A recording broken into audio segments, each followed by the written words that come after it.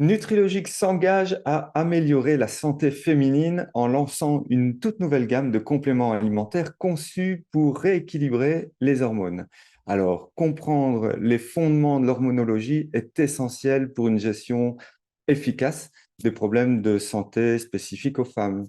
C'est pourquoi nous avons préparé 4 vidéos de prérequis présentées par des experts en la matière, à savoir la charmante Guénaëlle Abéguilé, également le docteur Stéphane Résimon et mon collègue Zacharia. Alors, ces vidéos serviront de base de connaissances à notre tournée en France et en Belgique, au cours de laquelle nous organiserons 9 soirées et 3 journées de conférences réservées aux professionnels de la santé nutritionnelle. Alors, nous sommes évidemment convaincus que cette initiative aidera les femmes à mieux comprendre et à gérer leur santé en mettant l'accent sur l'équilibre hormonal. Et nous sommes impatients de vous rencontrer lors de nos événements pour approfondir ces sujets qui nous semblent cruciaux. Alors, n'hésitez pas, surtout, à nous faire part de vos retours. Et moi, je vous dis à bientôt.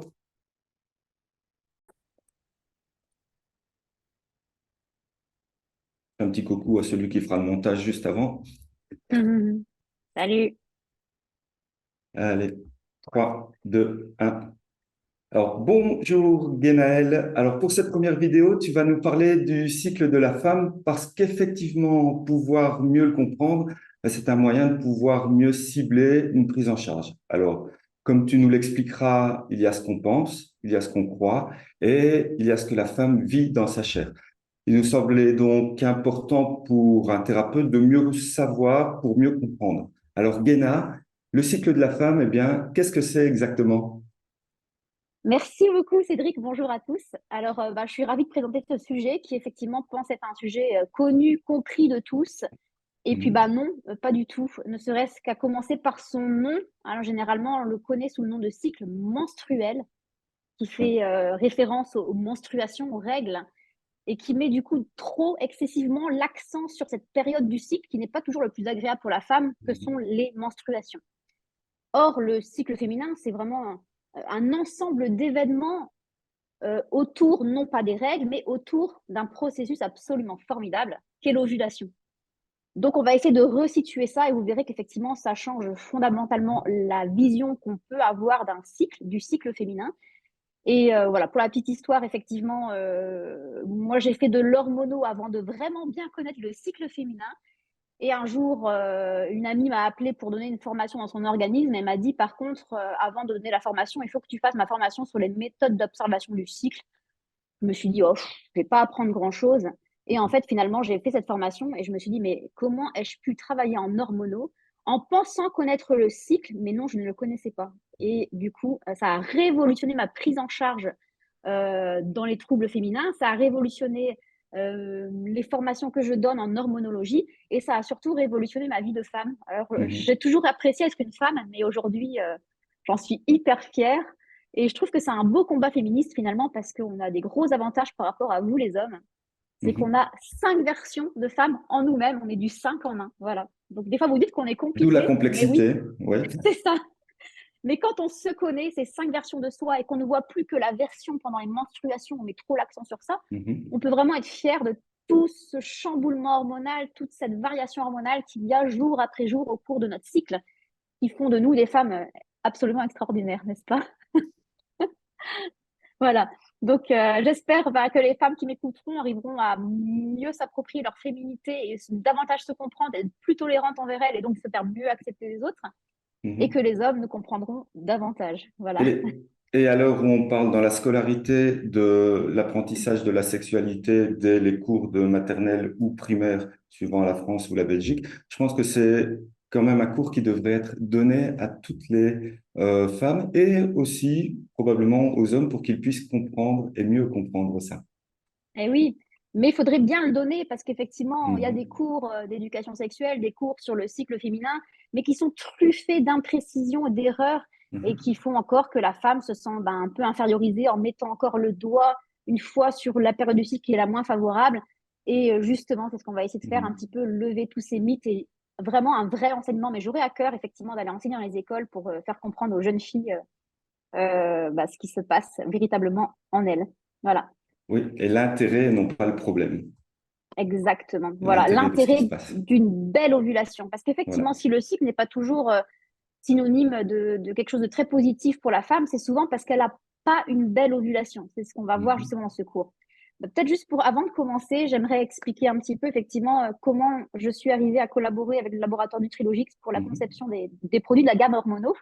C'est intéressant quand même de le rappeler. Un jour, c'est docteur Stéphane Résimon qui m'a appelé et qui m'a dit, Guénaëlle, est-ce que tu serais OK pour concevoir ensemble des produits pour optimiser l'hormono Mhm. féminine? Alors, je lui ai dit oui, mais à deux conditions. Et en demandant mes conditions, je me suis dit, mais ils vont m'envoyer têche. Et en fait, ça a été accepté. Donc, mes deux conditions, c'était une, de parler de la vraie physiologie du cycle, et notamment de Mhm. l'observation du cycle, comment la femme peut savoir à quelle phase du cycle elle est. Et deux, de ne pas faire un produit passe-partout qui finalement, pour Mhm. moi, n'est optimum nulle part, n'est optimal nulle part, mais de faire vraiment un produit par problématique du cycle. Voilà. Et donc, j'avais tout à fait conscience qu'en exigeant ces deux conditions, pour le laboratoire, ce n'était pas très bon au niveau du chiffre d'affaires. Il vaut mieux vendre un produit soi-disant passe-partout, vendu comme passe-partout, plutôt que de Mhm. vendre 13-14 produits qui seront à destination qui pourront correspondre à beaucoup moins de femmes et qui nécessiteront Mhm. une certaine formation pour les thérapeutes. Et ben ils m'ont dit oui. Voilà. Donc, ils m'ont Oui, dit parce que oui. effectivement, bah, comme on disait, l'intérêt, c'est de pouvoir comprendre. Il faut pouvoir comprendre, donc il faut des formations pour ça, et pour pouvoir mieux aider et que le passe-partout existe partout. Et si ça fonctionnait, eh bien, il y a bien longtemps qu'on n'aurait plus besoin d'autres laboratoires que celui qui a fait le Mm, produit. tout Et à là, on fait. se rend compte que malgré tout, il y a des spécificités pour chaque personne, et on le verra tout au long de ces formations. C'est vraiment quelque chose de spécifique. Un être humain n'est pas identique à l'autre.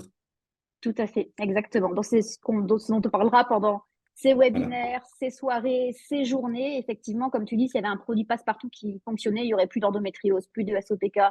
La ménopause, on ne s'en rendrait même pas compte. Enfin, la préménopause, on ne Mhm. s'en rendrait même pas compte. Donc, effectivement, on va essayer de mieux comprendre, comme tu dis, pour proposer des solutions vraiment ciblées. Et merci déjà d'y avoir participé et d'y Avec avoir grand mis plaisir. du cœur et Ouais, du corps. ouais, c'était chouette. Avec grand plaisir. On y va? Oui. Allez, c'est parti. Alors, du coup, qu'est-ce que le cycle féminin? Alors, qu'est-ce qu'on nous dit à l'école d'abord, justement? Mhm. Et vous verrez que c'est pas que au lycée, mais aussi dans les enseignements universitaires, y compris les enseignements en gynécologie, il y a des fausses idées. Donc, on va essayer vraiment de lever tous ces mythes. Alors, on nous dit qu'un cycle menstruel normal dure 28 jours. On nous fait croire qu'effectivement, dès qu'il s'éloigne de ce 28 jours, c'est qu'il n'est pas normal. Mhm. On nous dit que la phase folliculaire dure 14 jours. Donc, la phase folliculaire, c'est celle qui commence le premier jour des règles et qui se termine à l'ovulation. Bon, on sait quand même que les règles, enfin, que les cycles ne sont pas Mhm. toujours très réguliers. Et donc, on dit qu'un cycle long correspond à une phase folliculaire longue. Ça, c'est plus ou moins vrai. On Mhm. nous dit que l'ovulation arrive normalement à J14. Et on nous dit que la phase lutéale est très fixe et qu'elle fait toujours 14 jours. Même s'il y a un cycle de 35 jours, on nous dit que c'est la phase folliculaire qui s'allonge et que la phase lutéale dure, quoi qu'il arrive, 14 jours. Donc, à partir du moment où vous avez ovulé, vous aurez vos règles 14 jours après. Ça, c'est ce qu'on nous Mhm. dit. C'est ce qu'on voit dans les livres, c'est ce qu'on nous entend, c'est ce qu'on entend à l'école. Donc, tout ça, on verra que ce sont des fausses informations. Qu'en est-il en vrai? Alors, on va essayer de Ça comprendre. démarre bien. Voilà. Ça démarre bien. Si dès le départ, on a des fausses infos, Et c'est allons-y très important comme... parce qu'effectivement, on ne pourra pas identifier bien les problématiques si on ne comprend pas bien la physiologie. Donc Mhm. voilà, c'est ce qu'on va essayer de faire dans cette vidéo. On n'aura pas forcément de solution pratique. Il va falloir ramener les choses progressivement. Ça va commencer par une compréhension. Et les solutions pratiques viendront au fur et à mesure des formations nutriologiques. Alors, il faut savoir que nos ovaires sont commandés, comme vos testicules, sont commandés par notre cerveau. Mhm. C'est le big boss de tous nos organes, toutes nos glandes endocrines, à l'exception du pancréas. Alors ça commence donc au niveau de l'axe hypothalamo-hypophysaire. Une première hormone est sécrétée par l'hypothalamus, c'est la GnRH. La Mhm. GnRH, elle a pour but de stimuler l'hypophyse, et l'hypophyse va répondre en sécrétant une deuxième hormone centrale, la première hormone hypophysaire, c'est la FSH. Mhm. Elle s'appelle l'hormone folliculo-stimulante. Alors comme son nom l'indique, son rôle, c'est de stimuler les follicules et de leur faire poursuivre leur maturation et leur croissance folliculaire. Pourquoi je dis poursuivre? Parce que souvent on nous dit c'est la croissance, la maturation folliculaire qui a lieu pendant la phase folliculaire. Donc elle dure environ 14 jours. Mais non, parce qu'en réalité, la maturation folliculaire, elle dure 3 mois. Donc elle a commencé 2 mois et demi avant environ. C'est important à considérer parce que l'application pratique de ce que je viens de vous dire, c'est que quand on travaille sur un cycle ovulatoire, un cycle féminin, on va abandonner le mot cycle menstruel si c'est possible. Un cycle féminin, pour optimiser l'ovulation, ça sera 3 mois. D'ailleurs, pourquoi optimiser l'ovulation? Souvent, on essaye d'optimiser l'ovulation quand on veut un bébé. Ouais. Et vous verrez qu'en fait, avoir un bon cycle, une bonne ovulation, c'est utile pour toutes les femmes. Hein, voilà, donc on essaiera d'oublier cette idée de s'occuper de nos ovaires que quand on veut un bébé. Toute femme avec ou sans désir d'enfant mérite une super ovulation. Alors donc, cet FSH va permettre de terminer la maturation, la croissance folliculaire. Elle va stimuler les follicules qui sont en cours de maturation. En réponse à cela, ces follicules qui grandissent vont se mettre à fabriquer une première hormone stéroïde sexuelle, ce sont les œstrogènes, et tout particulièrement entre les premières règles et la ménopause, les œstrogènes fabriqués par les ovaires, c'est l'œstradiol. Cet œstradiol, elle a un effet boule de neige. Sécrétée par les follicules et elle va aussi favoriser la croissance de ces follicules. Alors, à niveau modéré, les œstrogènes vont exercer un rétrocontrôle négatif sur l'axe hypothalamo-hypophysaire. Ça veut dire que tant que les follicules ne sont pas encore trop gros, il y a une certaine quantité d'œstradiol qui est fabriquée et ça permet de maintenir sous contrôle la FSH, la GnRH. Et au bout d'un moment, il y a un follicule qui va prendre la dominance sur les autres. Et celui-là, il va fabriquer une très grande quantité d'œstrogène, d'œstradiol. Et à haut niveau de concentration, alors que jusque-là, les œstrogènes exerçaient un rétrocontrôle négatif, le rétrocontrôle va s'inverser. Il va y avoir un rétrocontrôle positif sur l'axe hypothalamo-hypophysaire. Et ce rétrocontrôle positif va permettre la synthèse en grande quantité de FSH, mais aussi et surtout de la deuxième hormone hypophysaire, la LH. La LH, c'est l'hormone lutéinisante. Tu sais pourquoi elle s'appelle comme ça? Non. Non, tu vas voir. C'est parce qu'en fait, elle permet de lutéiniser le follicule qui a pris la dominance. Et en étant lutéinisé, ce follicule va se mettre à fabriquer de la lutéine. C'est ce qui va donner la couleur jaune au résidu du follicule, qui s'appelle le corps jaune. Voilà. Donc de la lutéine, le même pigment qu'on trouve dans le maïs et dans les courges. Donc un follicule lutéinisé, s'il est bien lutéinisé, il va se rompre et il va libérer son ovocyte. Donc c'est l'ovulation. Et donc après l'ovulation, le follicule qui reste, débarrassé de son ovocyte, s'appelle le corps jaune. Et le corps jaune va se mettre à fabriquer toujours de l'œstradiol, mais aussi une nouvelle hormone qui va apparaître donc uniquement après l'ovulation, c'est la progestérone, deuxième hormone sexuelle qui arrive uniquement après l'ovulation. Au bout d'un moment, s'il n'y a pas eu de grossesse, ce corps jaune va s'atrophier, se dépigmenter et devenir ce qu'on appelle un corps blanc. Et ce faisant, la synthèse des hormones qu'il produit vont aller en baisse. Il y aura une chute des œstrogènes et de la progestérone. Cette chute œstrogène-progestérone va être à l'origine des menstruations chez la femme. C'est ce qui va déclencher les règles. Et vu que ces hormones exercer un rétrocontrôle négatif sur la commande centrale, et ben quand ils vont chuter, ce rétrocontrôle va être levé et donc la GnRH va pouvoir recommencer à remonter. Donc la FSH va suivre. Et donc, c'est ce qui va initier un second cycle. Donc, ce qu'il faut comprendre aussi dans ce que je viens de dire, c'est que les règles qui marquent l'entrée dans un nouveau cycle, J1, premier jour de règles, en réalité, les règles sont un phénomène qui, certes, marque l'entrée d'un nouveau cycle, Mais les règles sont le fruit d'un phénomène qui s'est passé dans le cycle précédent. Mhm.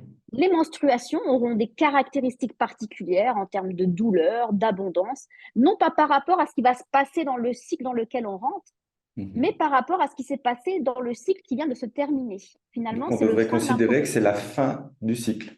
Exactement.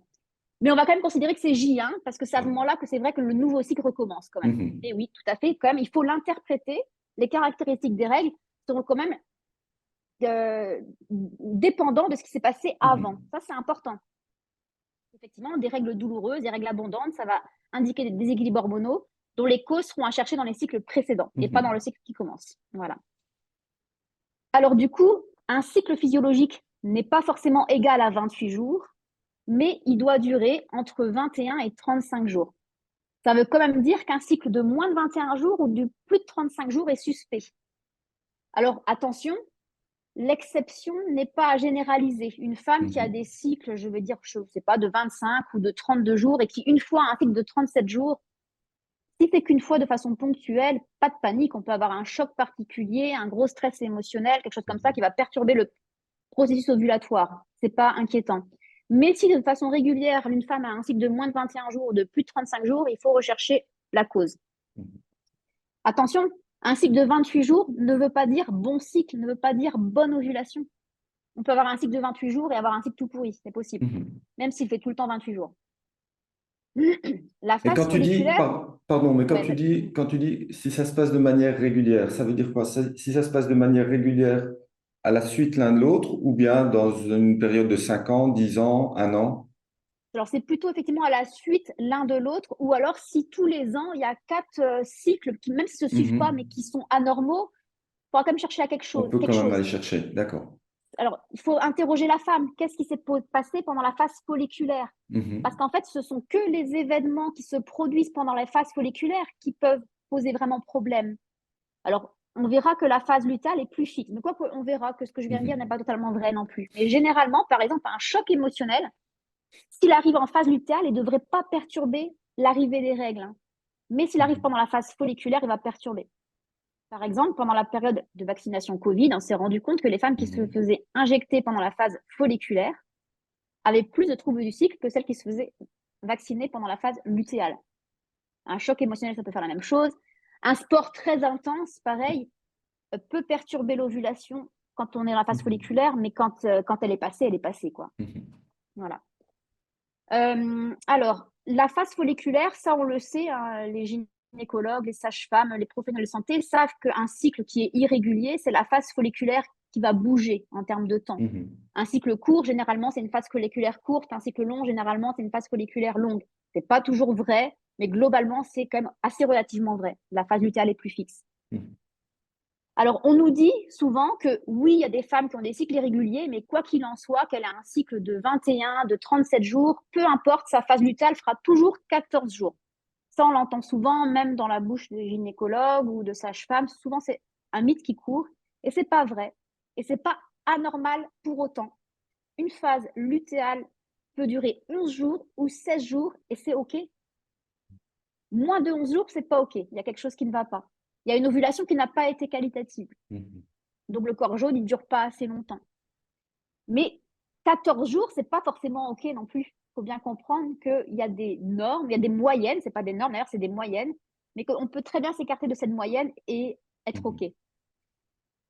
Donc, par contre, pareil, hein, si une fois ponctuellement il y a une phase lutéale de moins de 11 jours, c'est ponctuel, c'est pas grave. Mais si ça arrive de manière régulière, une femme qui a une phase lutéale de 9 jours régulièrement, c'est pas normal. Il faut chercher pourquoi son processus ovulatoire est altéré. Mhm. Voilà, donc bien retenir ça. Et attention, il faut savoir qu'il n'y a que 20% des femmes qui ovulent à J14 seulement. Donc, quand on nous dit que l'ovulation dure se produit à J14, eh ben, vous voyez que finalement, ça ne concerne que 20% des femmes. Et pourquoi c'est important? Eh bien, notamment parce que aussi, quand on fait des dosages hormonaux, souvent, on demande de les Mhm. faire à J21 ou entre J20 et J23. Hein. Et ben, finalement, ce qu'on veut dans ces dosages post-ovulatoires, c'est de voir l'équilibre qu'il y a entre ces deux hormones, Mhm. progestérone et œstrogène. Et ben, si on le fait à J21, comme c'est souvent recommandé par un gynécologue, par exemple, Mhm. eh ben, il y a des femmes qui ovulent à J21 et qui ovulent très bien à J21. C'est possible d'avoir une wonder ovulation à J21.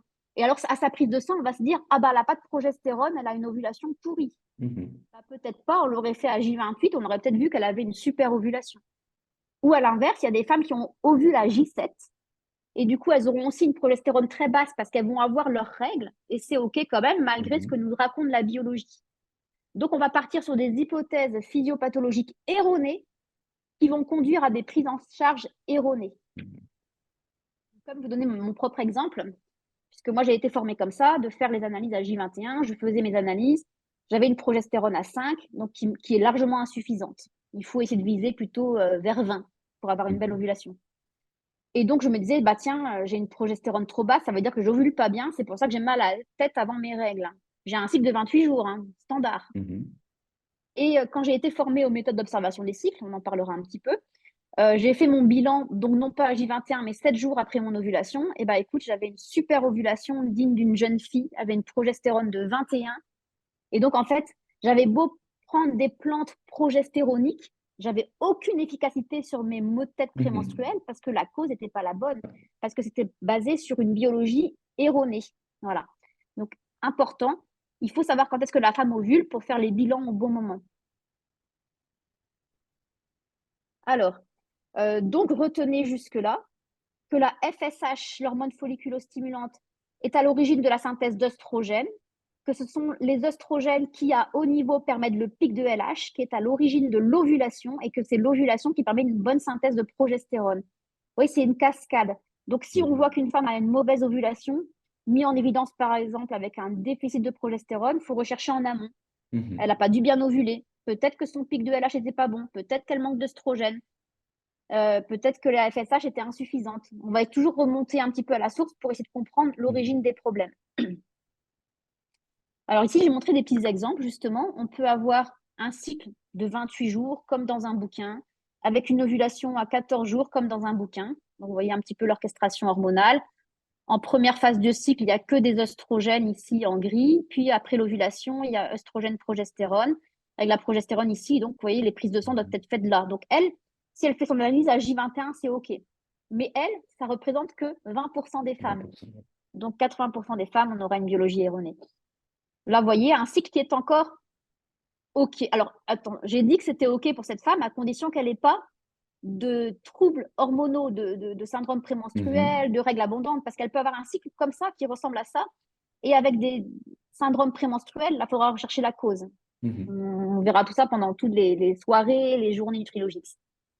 Là, on a un cycle qui paraît un petit peu anormal, puisqu'on a une phase folliculaire qui traîne un peu en longueur, qui a une ovulation à J21, donc beaucoup plus tard que ce qu'on décrit dans les Mhm. livres, avec une phase lutéale de 14 jours, donc d'une durée OK. On a une bonne synthèse hormonale. Vous voyez, vous avez les mêmes niveaux de synthèse hormonale que la précédente.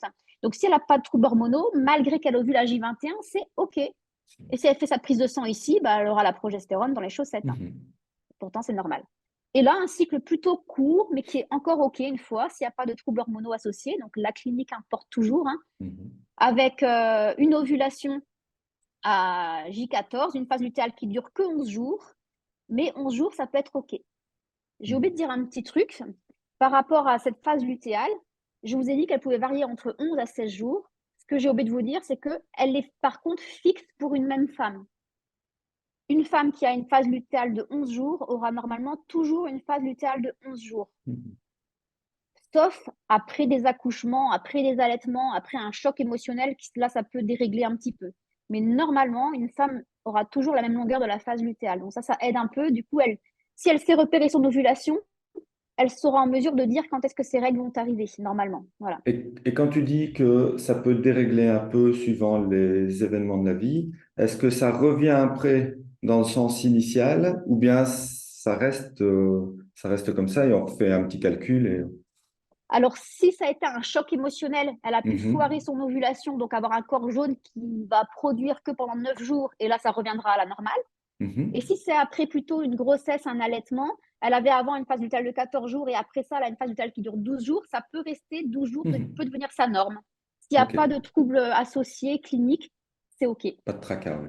Voilà, tout à fait.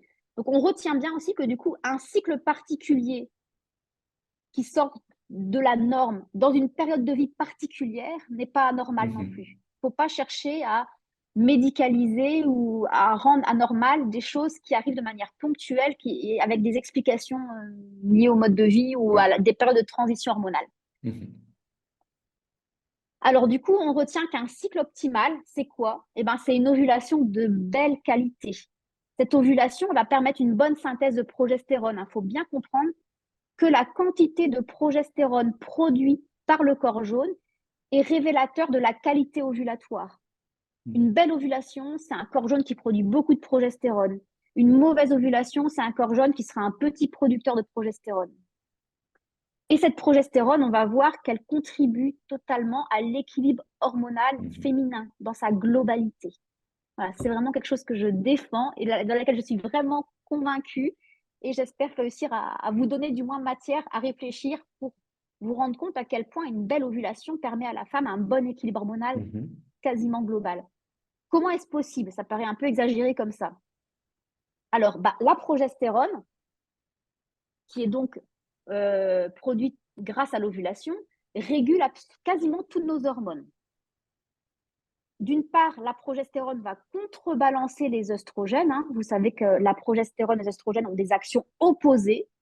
Par exemple, les œstrogènes, ils sont neuroexcitateurs, dopaminergiques, ils activent plutôt au Mhm. niveau neuropsychique, tandis que la progestérone, c'est la zen attitude, l'anxiolytique, c'est notre Xanax naturel. Mhm. Donc, on a besoin des deux pour être équilibré.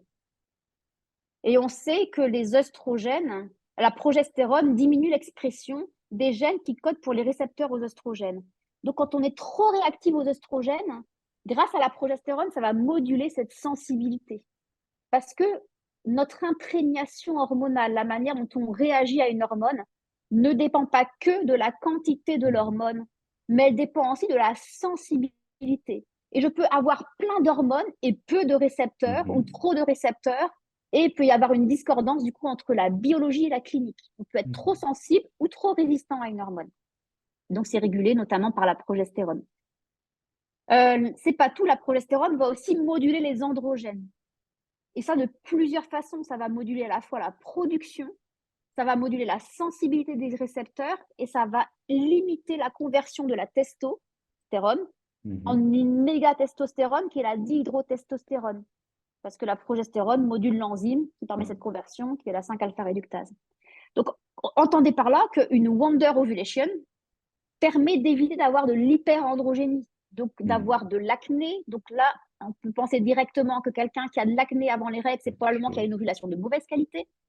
Alopécie androgénique, syndrome des ovaires polykystiques. Mhm. Effectivement, un des facteurs de risque, c'est une mauvaise ovulation. Et c'est parfois cause et conséquence, mais ça, on y reviendra Mhm. dans les tables rondes, dans les journées, etc. La progestérone va aussi moduler la synthèse de la prolactine à la baisse. Et on sait qu'une hyperprolactinémie, c'est une des causes d'anovulation ou de dysovulation.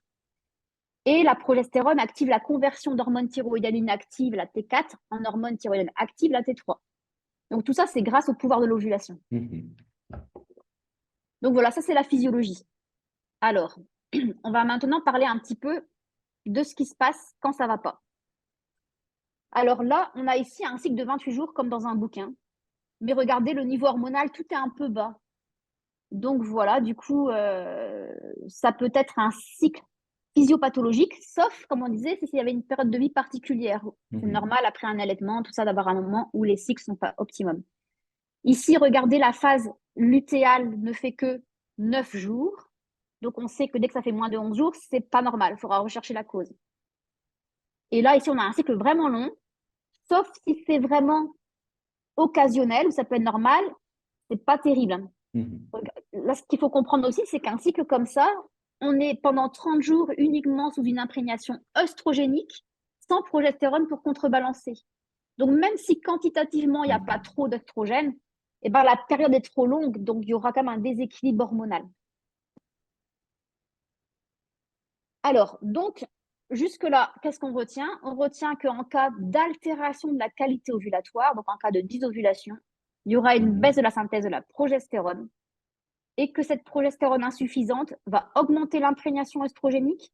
Les œstrogènes prendront la dominance et on connaît bien cette problématique qui peut être responsable du syndrome prémenstruel, des règles douloureuses, des règles abondantes et qui va aussi augmenter les risques de cancer hormonodépendant. Donc, l'ovulation de qualité est très protecteur au niveau des facteurs de risque de cancer hormonodépendant.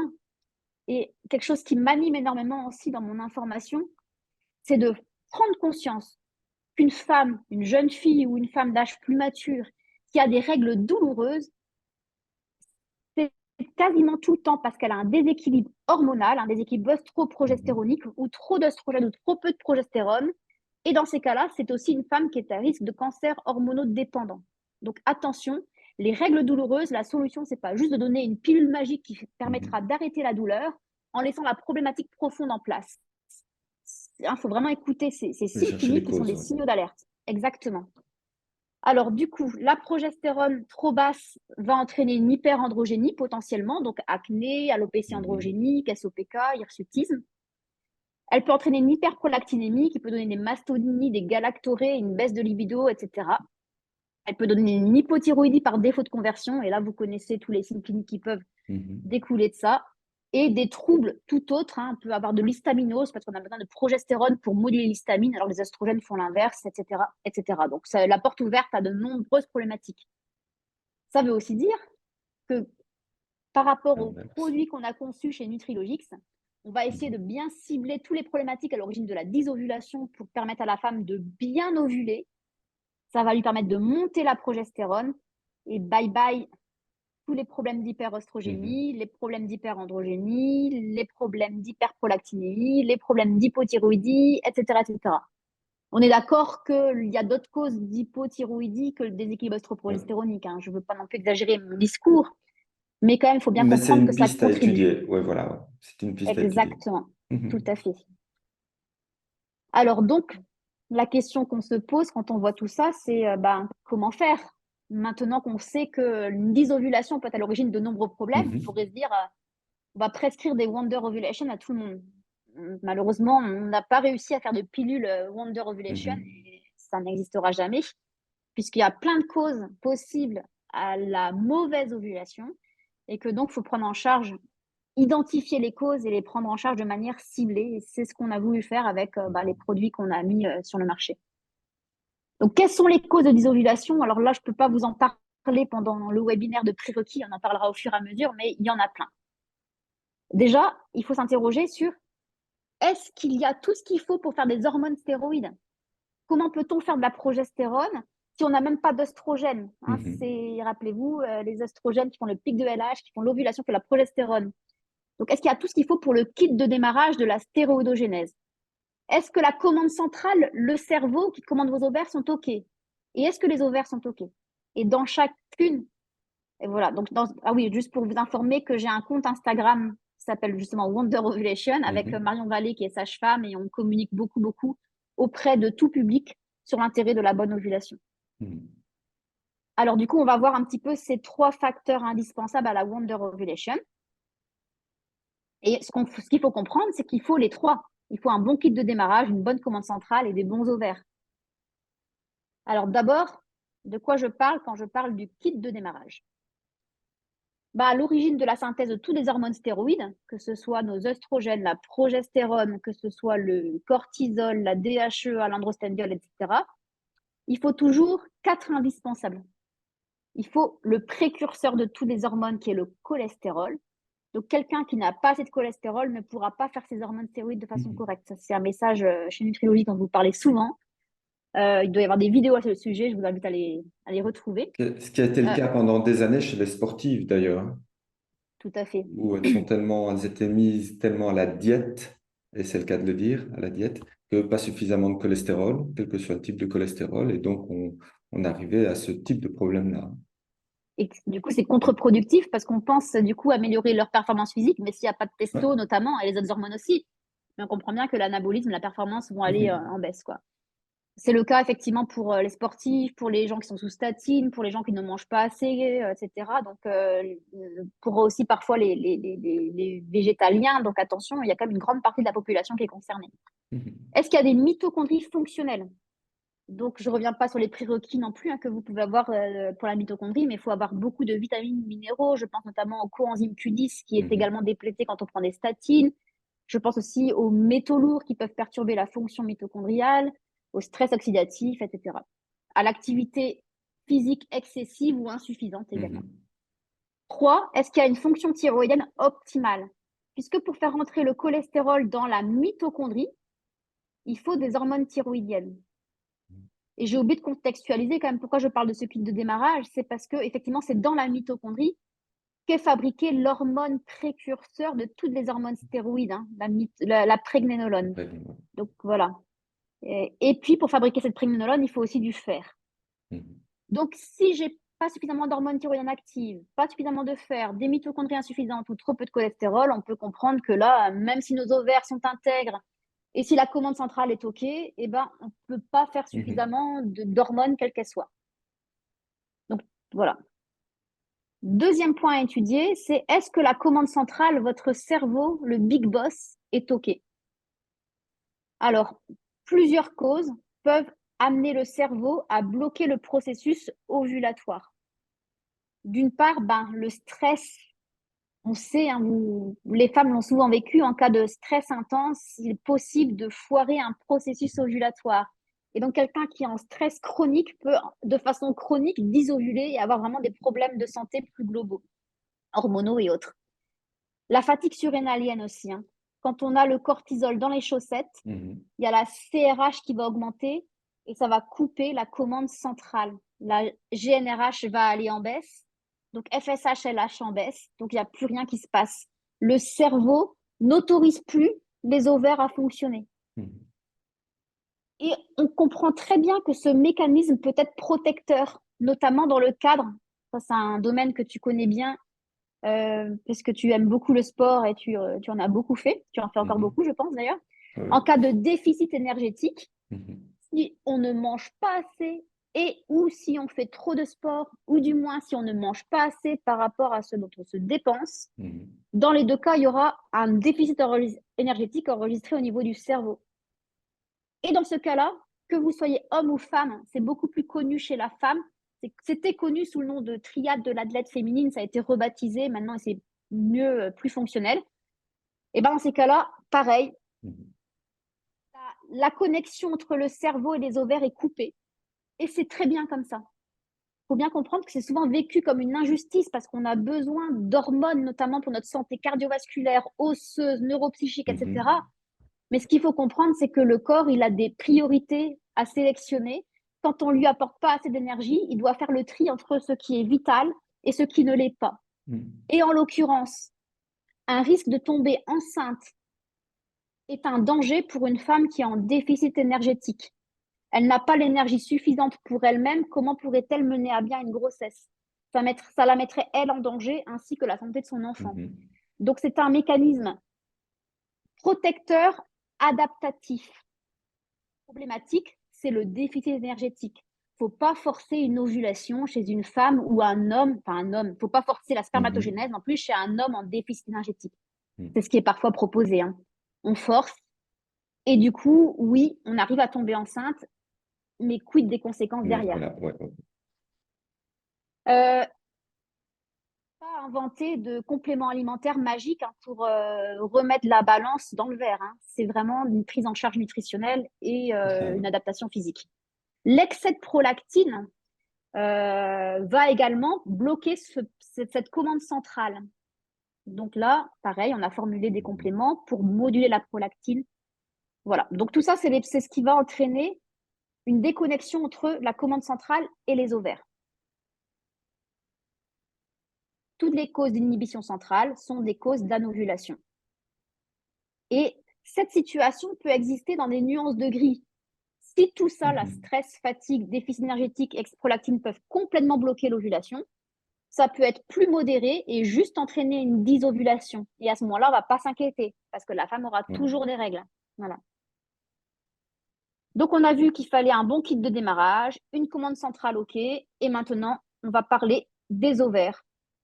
Donc, pourquoi est-ce que on peut avoir une dysovulation ou une anovulation alors que le kit de démarrage est OK et que la commande centrale est OK? Bah, une des causes, c'est le manque d'œstrogène. On parle souvent des problématiques en cas d'excès d'œstrogène. Il faut bien comprendre que si je manque d'œstrogène, je n'aurai pas le pic de LH, je n'ovulerai Mhm. pas et je n'aurai pas de progestérone. Donc d'ailleurs, c'est assez surprenant, mais des fois, on parle toujours de déséquilibre œstroprogestéronique. Alors juste, je n'ai pas précisé pourquoi je parle de progestéronique alors que tout le monde parle de déséquilibre œstroprogestatif. C'est pas une erreur de français, Mhm. enfin, si, ça l'est quand même, mais je le fais volontairement.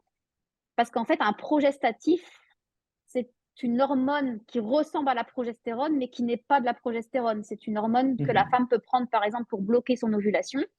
C'est pas une hormone bioidentique. Donc, il faut bien distinguer la progestérone bioidentique, celle qu'on produit nous-mêmes ou qui parfois est aussi fabriquée en laboratoire, mais parfaitement identique, des progestatifs qu'on nous donne et qui ne miment pas toutes les actions de la progestérone et qui impactent l'ovulation et entraînent des effets secondaires.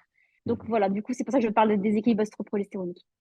Donc ce que je voulais dire, c'est que une des causes du déséquilibre œstroprogestéronique qui entraîne du coup une clinique d'hyperœstrogénie, hein, c'est le manque d'œstrogène.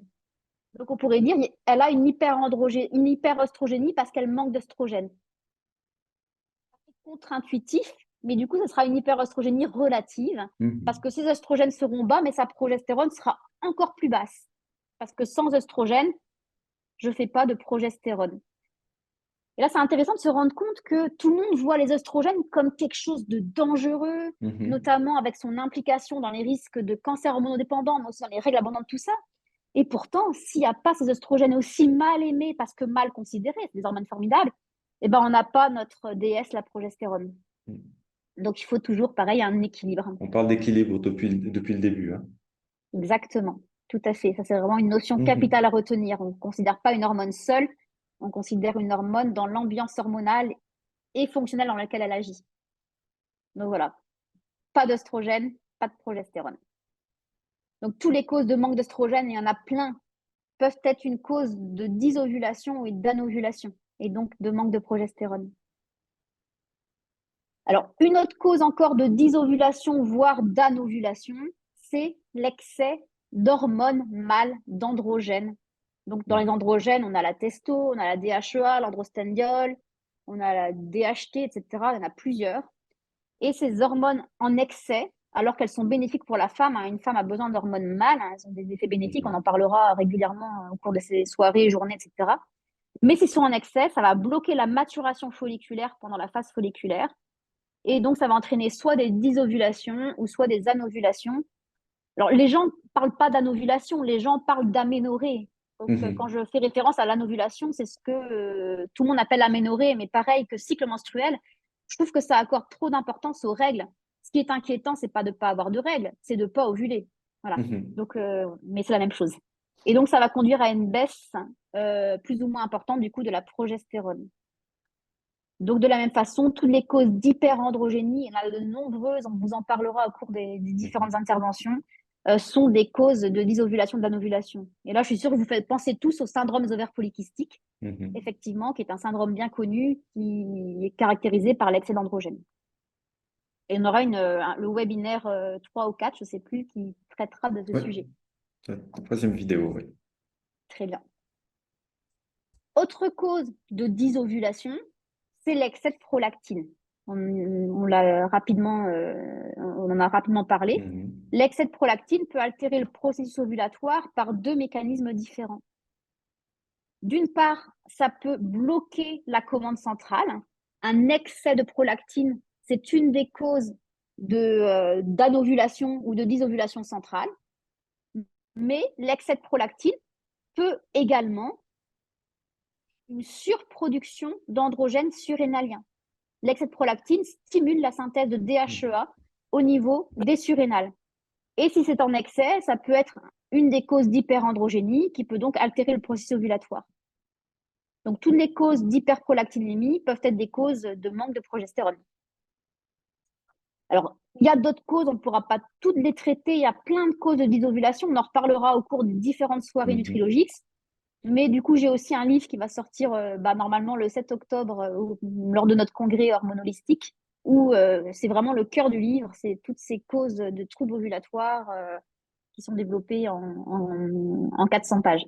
Pour parler brièvement, parce que tu viens d'en parler très brièvement, le congrès hormonolistique, où tu vas peut-être nous en parler après, rappelle-nous, c'est le premier week-end d'octobre et vous avez toujours quelques places dispo.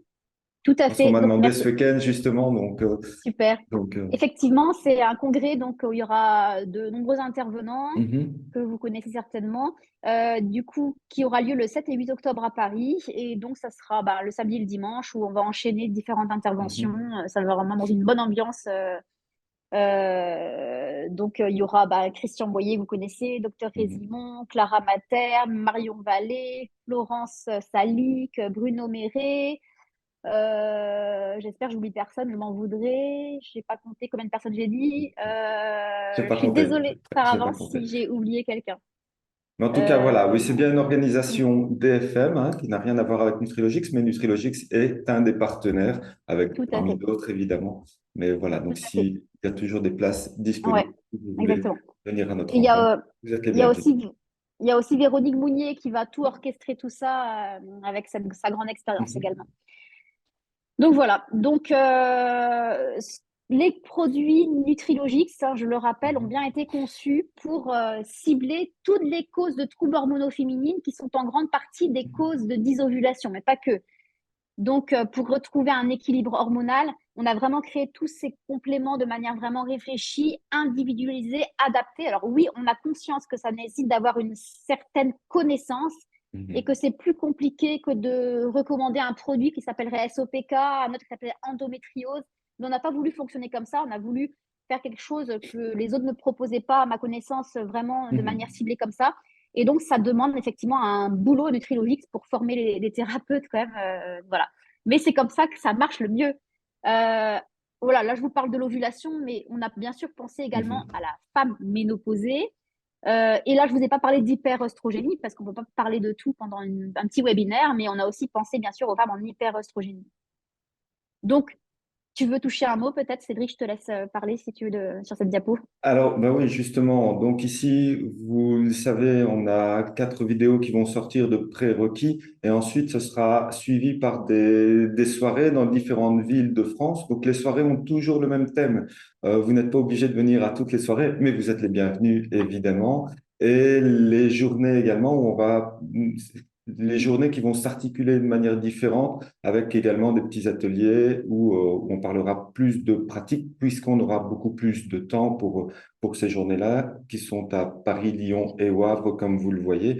Donc, regardez dans votre boîte mail, normalement, vous avez dû recevoir, si vous voyez cette vidéo, vous avez dû recevoir déjà toutes les dates et le moyen de réserver. Sachez que les places sont réservées aussi aux professionnels de la santé nutritionnelle. Donc, je sais qu'on va faire beaucoup de déçus, mais effectivement, on doit pouvoir canaliser et limiter le nombre de personnes qui seront présentes pour qu'il y ait une interactivité avec tout le monde et surtout qu'on puisse répondre à toutes les questions qui seront posées. Donc voilà pour cette partie-ci. N'hésitez, Merci. n'hésitez pas à prendre plus de renseignements chez nous. Et pour aller encore plus loin, je te laisse passer à la dia suivante. Donc, alors, du coup, bah, là, c'est accessible à tout public, pour le coup. C'est qu'il les déçus des journées, soirées Mhm, nutrilogiques pourront quand même être satisfaits par des lectures. Le livre de Docteur Résimon et d'Alain Andreu, excellent ouvrage qui vient de la troisième édition, vient de ressortir, qui a été encore largement augmenté. Je crois qu'il fait autour de 500 pages maintenant. Je n'ai pas eu encore la joie de le mhm, recevoir.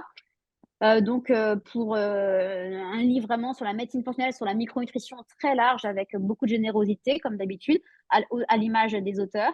mhm, Et mon livre, du coup, bah, Troubles hormonaux, reprenez le pouvoir, un livre d'empowerment pour la femme, où je développe du coup bah, la physiologie du cycle, les causes de dysovulation. Il y a un gros chapitre aussi sur la pilule contraceptive mhm, et également sur les pathologies bien connues que sont le SPM, l'endométriose, le DPM, etc., etc. Donc il va sortir aussi le 7 octobre au cours du congrès. Je vous l'ai déjà dit, je mhm. crois. Et pour les encore plus addicts, parce que je sais qu'on fera des addicts avec ces journées et ces soirées, parce que leur mono, c'est absolument passionnant. Et une fois qu'on met un pied dedans, attention, on va quand même prévenir Mhm. nos participants qu'il y a des risques d'addiction. Et leur compagne ou compagnon. Ah oui, qui Il faut subissent, les prévenir, oui. qui subissent lourdement. Bah, en même temps, on les prend en charge, donc c'est bien, mais oui, Oui, effectivement, oui, ça, oui. On a tendance parfois à en parler un petit peu trop entre nous. Du coup, il y a des formations qu'on présente dans mon organisme de formation que je gère avec mon associé Bruno Méré, DFM Formation. Mhm.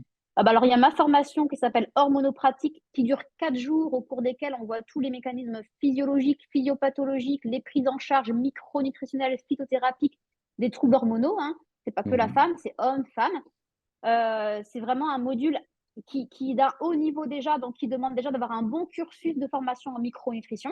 Hein, c'est pas pour les personnes qui sont. Il faut être pro de santé et avoir un bon cursus de formation déjà. Ouais.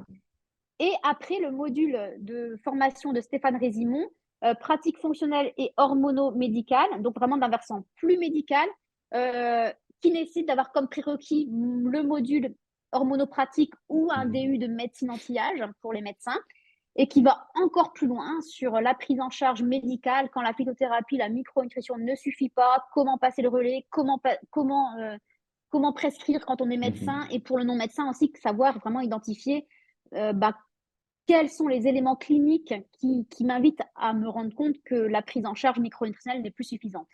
Il ne parle pas que de médicaments, hein, il parle aussi de phytothérapie, de micronutrition, mais pour bien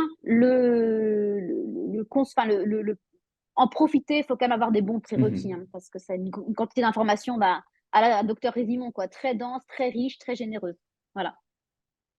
Eh Et bien, voilà. merci beaucoup, Guénaël, pour toutes ces belles explications. Et nous, ben, je vous propose de nous retrouver lors de la prochaine vidéo qui sera toujours avec Guénaël et le docteur Stéphane Résimon, dans laquelle on parlera de préménopause et de ménopause. Je vous dis à très bientôt. Au revoir, Guéna. Merci. Salut Cédric.